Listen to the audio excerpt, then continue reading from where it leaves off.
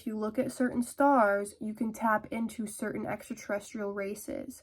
So if instead of living around those stars, the Earth is way bigger than we thought, and they're on the Earth, then why do certain stars have a connection to certain extraterrestrial races?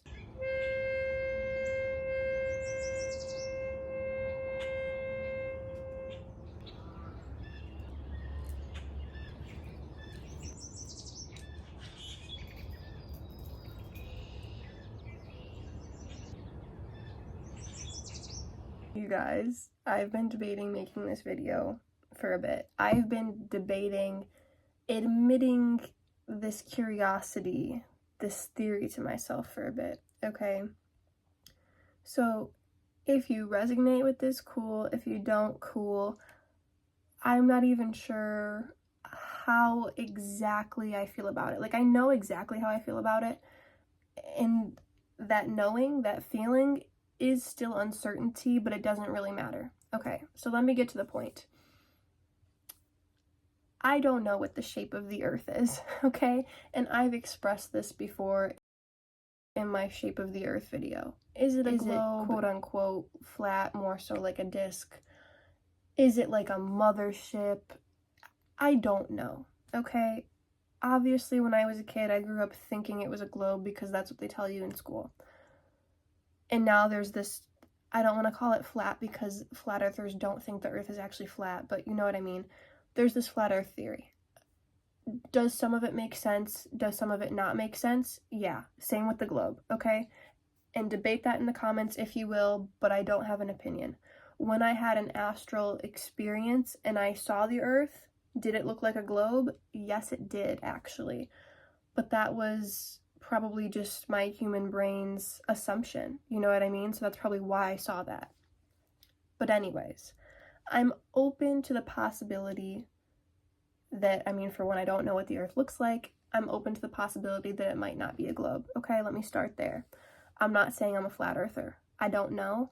I love the debate though. It's interesting. It's cool. Am I not going to believe anything 100% until I see it? Yeah, pretty much. I'm a skeptic, okay? Yes, I am this spiritual, intuitive person. I am very scientific, so I am very skeptical of things that don't have, like, proof. And while the stuff about the globe adds up, the stuff about flat Earth adds up, so that's why I'm like, I don't know. But my point of this video is that my biggest reason for not believing in the flat Earth theory for a while was because I'm like, I'm all about aliens, right? Like, I'm all about other star systems, other planets. So if they're all round, why would our planet be different? That was my biggest thing, was what the heck is up with this then, you know? Like, that doesn't sit right with me. That's why I've always believed that we have a round planet, you know, because that's what other planets I envision them looking like, and other stars I believe exist, possibly. But so that was my thing, was I was like, I cannot admit this uncertainty because that's what I'm all about. Like, I literally tell people past lives they've had on other planets and other star systems. So how could I be questioning the legitimacy of these other planets and star systems? Well, I'm not necessarily doing that, okay? Because there might be extraterrestrials who are not actually on other planets, but are on other faraway continents. Once I heard this piece of the flat Earth theory, that's when I was like, okay, I could possibly roll with that. Still raises a lot of freaking questions for me. Because when I tap into the Akashic Records, I tap into, you know, there's this big constellation like Orion, and the bright stars have life, so that's why it's so diverse, because there's so many bright stars in this big constellation.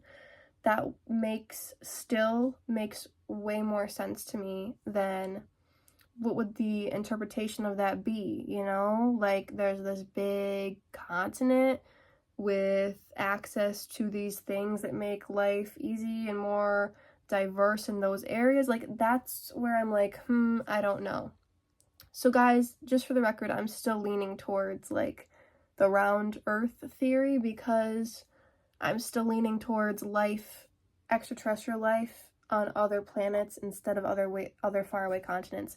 That still makes way more sense to me. I just wanted to let you guys know that, like, I'm still open-minded about it. But so I want to get to the point that, like, if the Earth isn't round, the only way I would believe that is if, yes, these aliens are on other faraway continents. That still raises a lot of questions for me, but that's the only way it could be possible, in my opinion, okay? But then that raises the question as to, like, what the heck are these stars then? Because if you look at certain stars, you can tap into certain extraterrestrial races.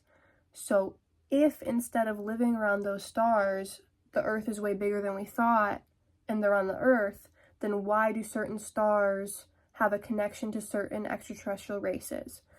So this is where I came up with this, like, Horcrux theory. If you guys have seen Harry Potter, Voldemort has these Horcruxes. So part of his energy he puts into these objects, like his snake, like that Ravenclaw crown, Tom Riddle's diary.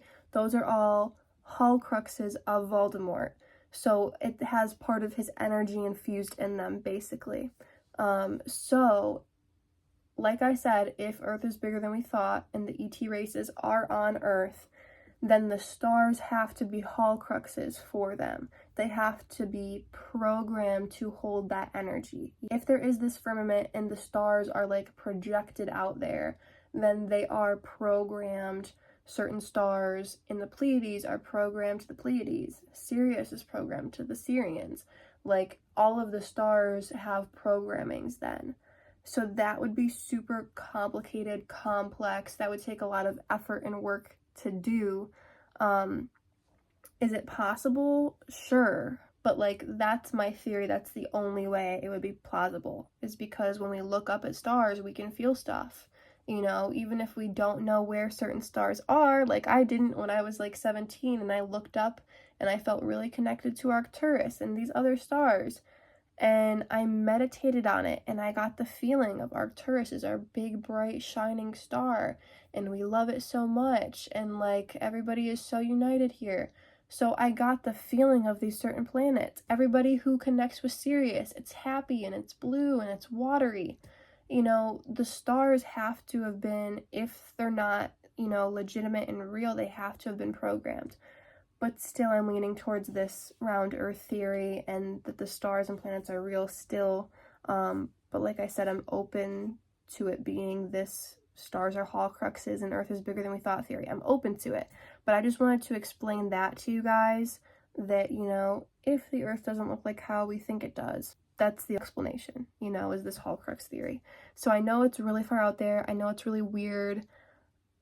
I know I'm unsure, and after watching this, you might think I'm even wilder than you thought I was, and that's okay, but I just wanted to say I'm an open-minded person, so I wanted to let you guys know this theory because it's a cool theory, I think, you know? Are stars Horcruxes? Is the Earth bigger than we thought? Are there alien races on Earth on faraway continents? I don't know. For now, when I give readings to people, I'm going to continue to give the readings like I feel, and currently still how I feel and how I tap into it is explaining through this, you know, other star system aspect. So that's how I'm going to continue to do things until I feel otherwise, but I just wanted to give you guys that little update because the past couple of months I've been questioning it, but I just wanted to let you guys know how I'm feeling. So let me know what you think. Peace out.